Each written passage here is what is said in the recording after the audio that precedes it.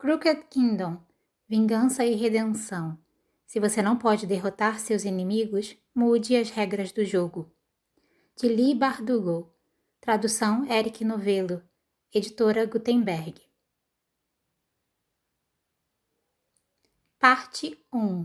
Abandonado. Capítulo 1. Hetvenko. Hetvenko se apoiou no bar e enfiou o nariz no copo imundo. O uísque não tinha conseguido aquecê-lo. Nada poderia aquecê-lo naquela cidade abandonada pelos santos. E não havia como escapar do cheiro sufocante de água parada, mariscos e pedra molhada que parecia ter impregnado seus poros como se ele tivesse sido mergulhado na essência da cidade. Um sachê humano na pior das xícaras de chá. Era mais notável no Barrel, ainda mais num buraco miserável como aquele. Uma taverna achatada encaixada no piso inferior de um dos edifícios mais sombrios da favela de apartamentos. Seu teto curvado pelo clima e por uma construção de má qualidade, suas vigas enegrecidas pela fuligem de uma lareira que havia muito já não funcionava, a chaminé entupida por detritos.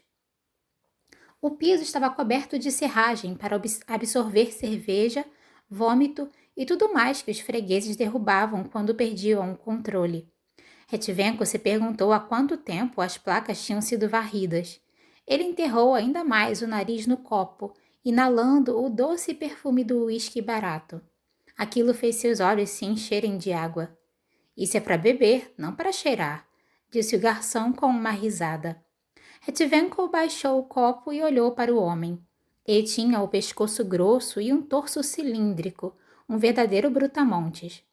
Hetvenko o tinha visto arremessar mais de uma vez algum freguês inconveniente para fora do bar, mas era difícil levá-lo a sério quando usava aquelas roupas que eram moda entre os jovens do Barrel.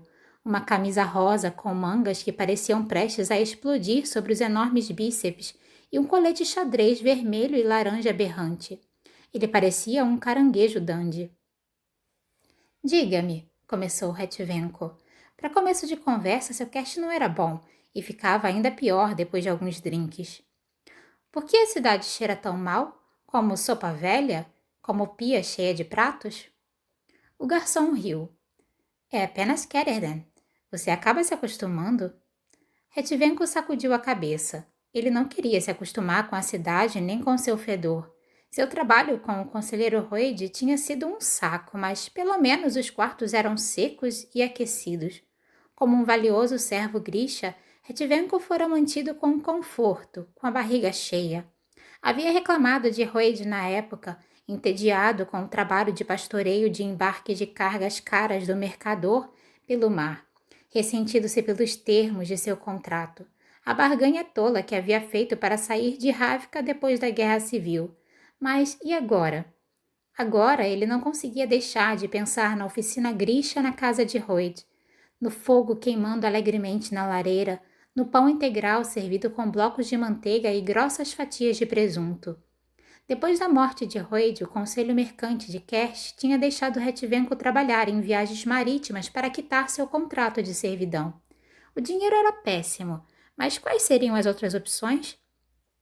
Ele era um Grisha aero em uma cidade hostil com nenhum talento além dos dons com os quais havia nascido. Mais um? O garçom perguntou, apontando para o copo vazio de Hetvenko. Hetvenko hesitou. Não devia desperdiçar seu dinheiro. Se fosse esperto com suas economias, só precisaria se alugar para mais uma viagem, quem sabe duas, e teria dinheiro suficiente para quitar seu contrato de servidão e comprar uma passagem para Ravka em um cais de terceira classe. Era tudo que ele precisava. Ele era esperado nas docas em menos de uma hora. Havia previsão de tempestades, então a tripulação confiaria em Hetvenko para comandar as correntes de ar e guiar o navio calmamente para qualquer porto que fosse preciso alcançar. Ele não sabia para onde iria, mas também não se importava. O capitão passaria as coordenadas e Hetvenko inflaria as velas ou acalmaria os céus. E então receberia seu pagamento. Mas os ventos não tinham ganhado força ainda.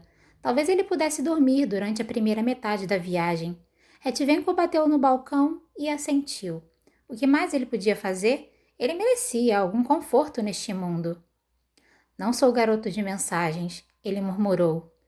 O que foi? Perguntou o garçom, servindo outra dose. Retivenco acenou com a mão, dispensando-o. Aquela pessoa, aquele sujeito grosseiro e comum, nunca a entenderia. Ele trabalhava duro na obscuridade. Esperando pelo quê? Uma moeda extra no bolso? O olhar de uma garota bonita? Ele não conhecia nada da glória em batalha, o que havia para ser reverenciado. Você é ravicano? Apesar do borrão confuso que o uísque havia criado, Retivenco subitamente ficou alerta. Por quê? Motivo nenhum, é que você soa ravicano. Retivenco disse a si mesmo para relaxar. Muitos ravicanos passavam por Querédan à procura de trabalho. Não havia nada nele que dissesse que era um grisha. Sua covardia o encheu de desgosto, com ele mesmo, com o garçom, com a cidade. Queria sentar e apreciar sua bebida. Não havia ninguém no bar para pular em cima dele, e apesar dos músculos do garçom, Retivenco sabia que poderia lidar facilmente com ele. Mas, quando se é um grisha, mesmo permanecer em silêncio podia significar cortejar problemas. Havia mais rumores de desaparecimentos em Querédan recentemente. Grishas sumindo nas ruas de suas casas, provavelmente capturados por traficantes de escravos e vendidos pela oferta mais alta. Retivenco não deixaria que isso acontecesse, não quando estava tão perto de comprar seu retorno para Rávica. Ele baixou o uísque, bateu uma moeda no balcão e se levantou. Não deixou gorjeta. Um homem podia trabalhar para ganhar a vida. Retivenko se sentia um pouco vacilante quando saiu do bar, e o cheiro úmido do ar não ajudou. Baixou a cabeça e se pôs em direção ao quarto-porto, deixando que a caminhada limpasse sua mente. Mais 2 viagens, repetiu para si mesmo. Mais algumas semanas no mar e mais alguns meses nessa cidade. Encontraria um jeito de tornar isso suportável. Ele se perguntou se algum dos seus antigos amigos poderia estar esperando por ele em Rávica. Dizia-se que o jovem rei estava distribuindo perdões como se fossem doces baratos, ansioso para reconstruir o segundo exército, a força militar grisha que havia sido dizimada pela guerra. Só mais 2 viagens, disse em voz alta, batendo as botas contra a umidade da primavera. Como podia estar tão frio e úmido no fim do ano? Viver naquela cidade era como estar aprisionado na axila de um gigante de gelo. Ele passou ao longo do Grafcanal, sentindo calafrios ao avistar a ilha do Véu Negro, enfiada na curva da água. Foi ali que os Kershs ricos tinham enterrado seus mortos no passado, em pequenas casas de pedra acima do nível da água. Alguma proeza do clima havia mantido a ilha envolta em névoas que se moviam, e havia rumores de que o lugar era assombrado. Retivenko apertou o passo. Não era um homem supersticioso. Quando se tem poderes como aqueles, não há razão para temer o que pode estar à espreita nas sombras. Mas quem gosta de passar perto de um cemitério? Protegeu-se ainda mais com o casaco e acelerou descendo Raven Street, mantendo-se atenta aos movimentos em cada arruela sinuosa. Logo estaria de volta a Rávica, onde poderia passear pelas ruas sem medo. Presumindo que receberia o perdão. Retivenko se contorceu desconfortável no casaco. A guerra havia colocado grixas contra grixas e seu lado tinha sido particularmente brutal. Ele havia assassinado alguns camaradas antigos, civis e até mesmo crianças, mas o que estava feito não podia ser desfeito. Rei Nikolai precisava de soldados e Retivenko era um soldado muito bom. Ele assentiu uma vez para o guarda escondido na pequena guarita na entrada do Porto 4 e olhou por sobre o ombro, certificando-se de que não havia sido seguido. Seguiu seu caminho passando pelos contêineres de cargas e chegou às docas. Encontrou o cais apropriado e permaneceu na fila para se registrar com o imediato. Retivenko o reconheceu de viagens passadas, sempre atormentado e de mau humor, o pescoço magricelo se projetando para fora da gola do casaco. Ele segurava uma pilha grossa de documentos, e Retivenko vislumbrou o selo roxo de cera de um dos membros do Conselho Mercante de Kersh. Aqueles selos valiam mais do que ouro naquela cidade, garantindo os melhores cais no porto e o acesso preferencial às docas. E por que os conselheiros haviam conseguido tamanho respeito, tamanha vantagem? Por causa do dinheiro. Porque suas missões davam lucro a Querédan. Poder significava algo mais em Rávica, onde os elementos se dobravam à vontade dos grixas e o país era governado por um rei de verdade, e não por um bando de comerciantes arrivistas. Retivenco admitiu ter tentado depor o pai daquele rei, mas o argumento permanecia válido. Ainda não estamos prontos para o restante da tripulação, o imediato disse quando Retivenco deu seu nome. Pode se aquecer no escritório do capitão do porto. Estamos esperando que o Conselho das Marés nos dê o sinal. Bom para você, Retivenco disse impassível. Ele olhou para uma das torres do obelisco negro que pairava sobre o porto. Se houvesse alguma chance de que o poderoso Conselho das Marés pudesse vê-lo de sua torre de vigia, ele os informaria exatamente sobre o que estava pensando com alguns gestos bem específicos. Eles eram supostamente grixas, mas será que já tinham erguido um dedo algum dia para ajudar outro grixa na cidade? Para ajudar aqueles sem sorte que talvez ficassem gratos ao receber um pouco de gentileza? Não, eles nunca fizeram isso, respondeu a si mesmo. O imediato fez uma careta. Burguesen, Retivenco, andou bebendo? Não. Está fedendo ao uísque. Retivenco fungou. Um pouco de uísque. Recomponha-se. Tome um pouco de café ou de jurda forte. Esse algodão tem que estar em jail home dentro de 2 semanas e não estamos te pagando para cuidar de uma ressaca a bordo, entendido? Sim, Retivenco respondeu com um aceno, já seguindo na direção do escritório do capitão do porto. Mas quando estava a alguns passos de distância, girou o punho. Um pequeno rodamuinho acertou os papéis que o imediato segurava, espalhando-os pelas docas. Droga! Ele gritou enquanto corria pelas tábuas de madeira, tentando capturar as páginas do seu manifesto antes que voassem para o mar. Retivenco sorriu com um prazer cruel, mas logo sentiu-se dominado por uma onda de tristeza. Ele era um gigante entre os homens, um talentoso aero, um grande soldado, mas ali não passava de um empregado, um velho ravicano triste que falava mal cash e bebia demais. Casa, ele disse a si mesmo. Logo eu estarei em casa. Obteria seu perdão e provaria mais uma vez o seu valor. Lutaria por seu país.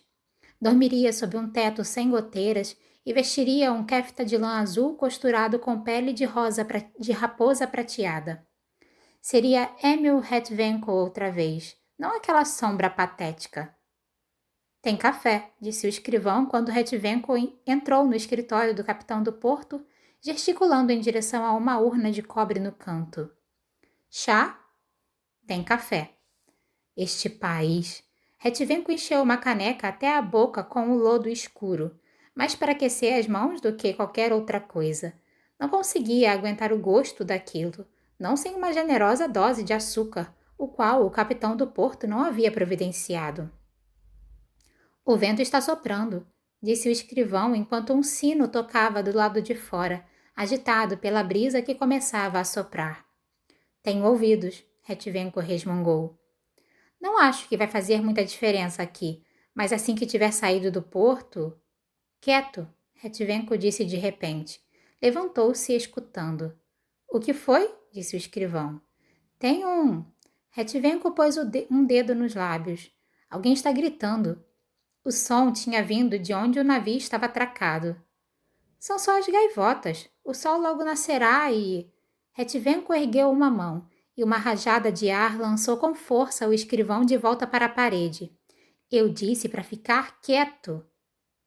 O escrivão ficou boquiaberto, pendurado nas ripas. Você é o grisha que eles arrumaram para a tripulação? Por todos os santos, será que Retivenco teria de tirar o ar dos pulmões daquele garoto e sufocá-lo para que ele ficasse quieto? Através das janelas embaçadas, Retivenco podia ver o céu começando a ficar azul conforme amanhecia. Ele ouviu o grasnar de gaivotas à procura de café da manhã nas ondas. Talvez a bebida estivesse atrapalhando sua mente. Ele deixou o escrivão cair no chão. Tinha derramado o café, mas não se deu ao trabalho de pegar outra xícara.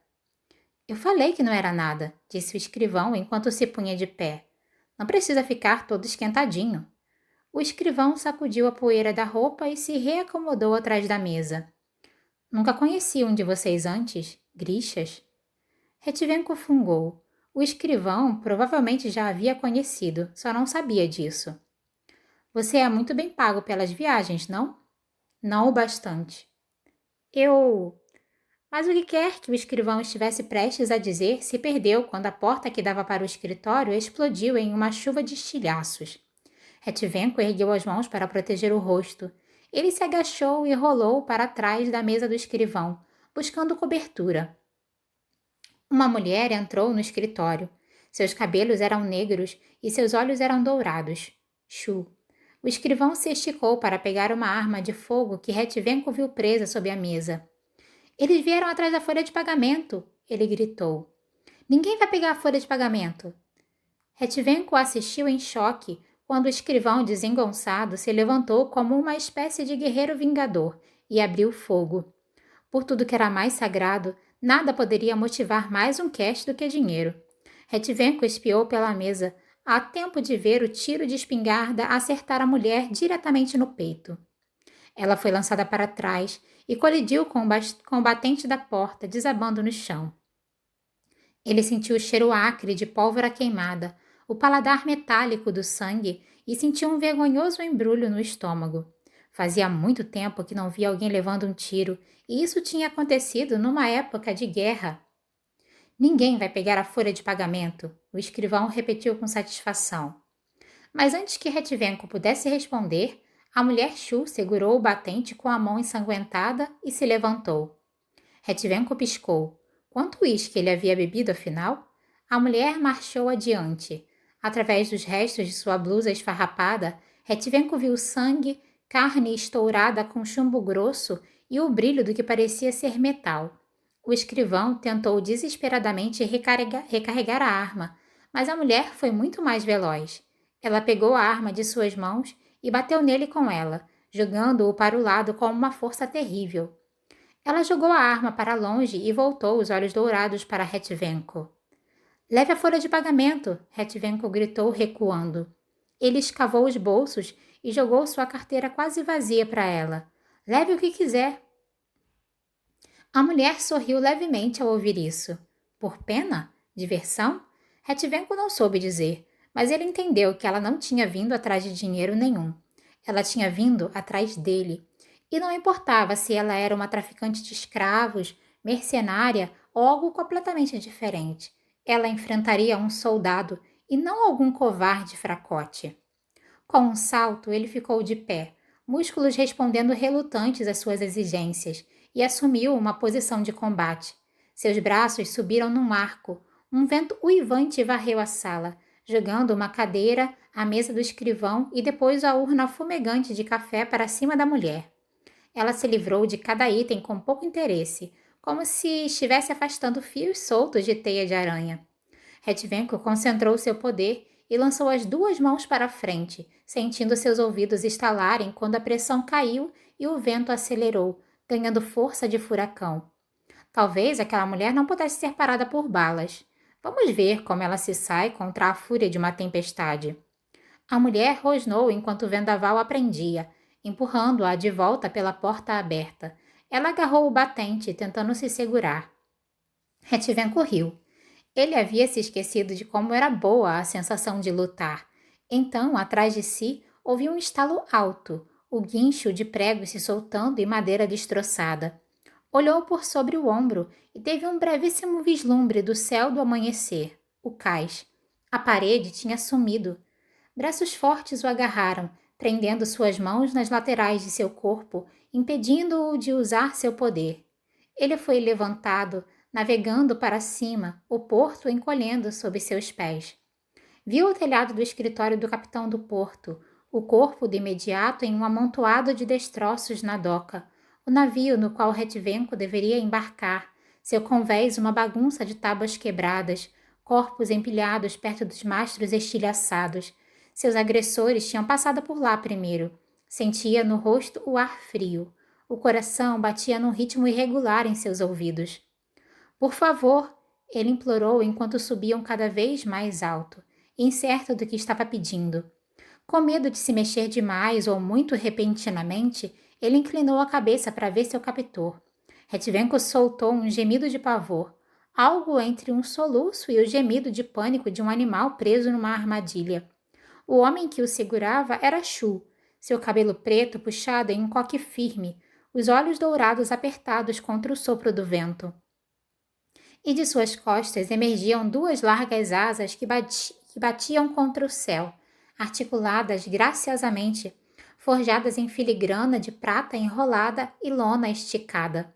Ele era um anjo? Um demônio? Algum ser mecânico estranho que havia ganhado vida? Será que Retvenko tinha simplesmente enlouquecido? Nos braços de seu sequestrador, Emil Retvenko viu a sombra que juntos lançavam sobre a superfície brilhante e distante do mar. Duas cabeças, duas asas, quatro pernas. Ele havia se tornado uma grande fera, e ainda assim aquela fera acabaria por devorá-lo.